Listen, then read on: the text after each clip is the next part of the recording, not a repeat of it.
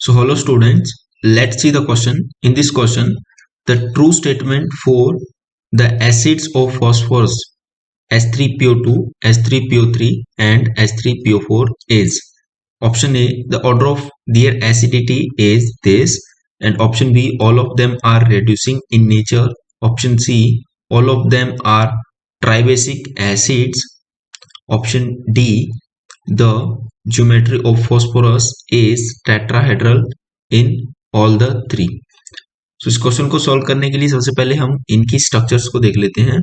सो पहला एसिड है S3PO2, second acid है S3PO3 एंड थर्ड एसिड है S3PO4. सो इनका हाइब्रिडाइजेशन जो होता है वो हमें पता है, सभी का sp3 होता है, sp3 हाइब्रिडाइजेशन होता है. अब इनकी हम स्ट्रक्चर्स ड्रॉ करते हैं. सो S3PO2 लाइक दिस,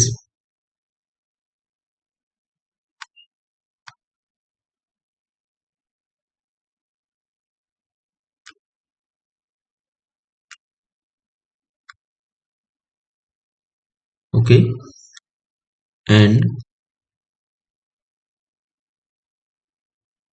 S3PO3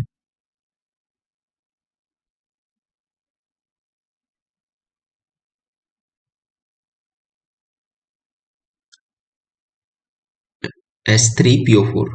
इसकी भी स्ट्रक्चर देख लेते हैं.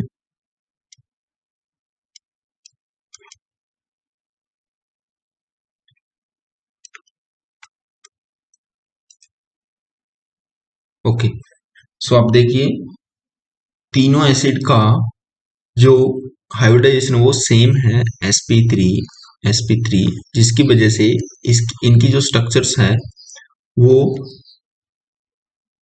टेट्राहेड्रल है, टेट्राहेड्रल स्ट्रक्चर.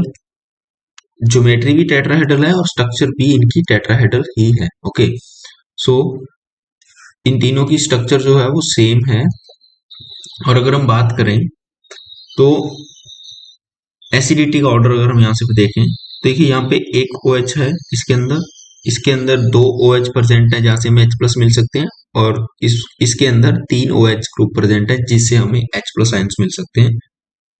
सो अगर देखें एसिडिटी का ऑर्डर तो स्ट्रक्चर के अकॉर्डिंग एसिडिटी का ऑर्डर आ रहा है इसकी सबसे कम, राइट, एसिडिटी ऑर्डर इसकी सबसे कम और इसकी सबसे ज्यादा, क्योंकि इसके पास तीन OH ग्रुप हैं जहां से हमें तीन H प्लस आयन मिलेंगे.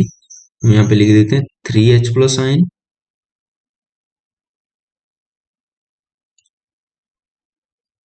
यहां से हमें मिलेंगे 2H प्लस आयन और यहां से हमें मिलेंगे एक H प्लस आयन.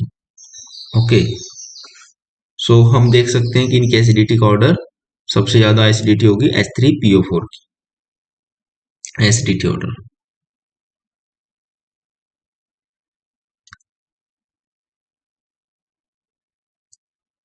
ओके, और अगर हम बात करें ऑप्शंस की, so option is the order of their acidity is S3PO4 सबसे ज्यादा, S3PO3 उससे भी ज्यादा, S3PO2 उससे भी ज्यादा, राइट. सो एसिडिटी ऑर्डर जो है वो सही है, सबसे ज्यादा होगा S3PO4 का जिसके अंदर हमें तीन. सो ऑप्शन ए जो है वो करेक्ट है. बात करते हैं ऑप्शन बी की, all of them are reducing in nature. So हम रेड्यूसिंग नेचर कैसे देख सकते हैं? रेड्यूसिंग नेचर इसका मतलब कि खुद का ऑक्सीडेशन हो रहा है. रेड्यूसिंग नेचर क्या होता है? रेड्यूसिंग नेचर मीन्स खुद का ऑक्सीडेशन होना, राइट, दूसरे का रिडक्शन करना. तो ऑक्सीडेशन कब होगा? लो ऑक्सीडेशन स्टेट से हाई ऑक्सीडेशन स्टेट के अंदर जाना.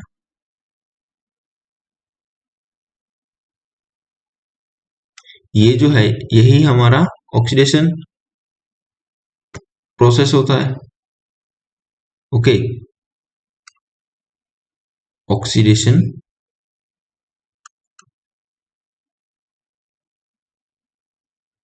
अगर ये रिड्यूसिंग एजेंट होंगे तो ये खुद इनका खुद का ऑक्सीडेशन होगा और ये सामने वाले किसी मॉलिक्यूल का रिडक्शन करेंगे। ओके, तो खुद का ऑक्सीडेशन तब होगा जब ये लो ऑक्सीडेशन स्टेट के अंदर से हाई ऑक्सीडेशन स्टेट में जाएंगे। तो अगर हम बात करते हैं H3PO4 की, तो H3PO4 ऑलरेडी +5 ऑक्सीडेशन स्टेट के अंदर प्रेजेंट है। ओके, और +5 ऑक्सीडेशन स्टेट के अंदर प्रेजेंट है, तो देखिए ये मैक्सिमम ऑक्सीडेशन स्टेट है फास्फोरस की। क्या ये इससे भी ज्यादा ऑक्सीडाइज हो सकता है? +6 में नहीं, +7 में नहीं। तो ये जो H3PO4 है ये एक रिड्यूसिंग एजेंट नहीं है।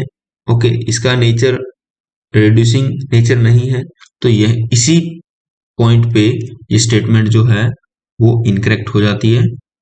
अगर हम बात करते हैं ऑप्शन सी की, all of them are tribasic acids, इनका कहना है कि सभी के सभी ट्राई बेसिक एसिड्स हैं, बिकॉज यहाँ पे 3 हाइड्रोजन्स हैं।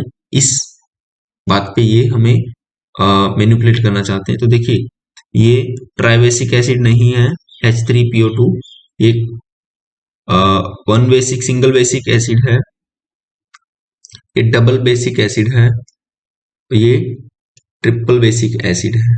बेसिकली इसका मतलब ये है कि OH ग्रुप से हम इसको देख सकते हैं। ओके,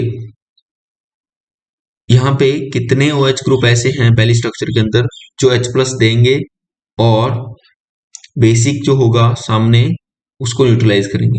यहाँ पे 2 OH हैं, यहाँ पे 3 OH हैं, तो ये सिंगल बेसिक एसिड, ये डबल बेसिक एसिड और ये ट्रिपल बेसिक एसिड है।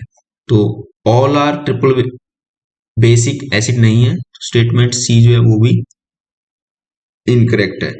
अब अगर हम बात करते हैं the geometry of phosphorus is tetrahedral in all of 3, हाँ ज्योमेट्री जो है इनकी टेट्राहेड्रल है बिकॉज ये sp3 हाइब्रिडाइज है सभी। So option D be correct. I hope आपको क्वेश्चन और कंसेप्ट समझ में आ गया होगा। Thank you.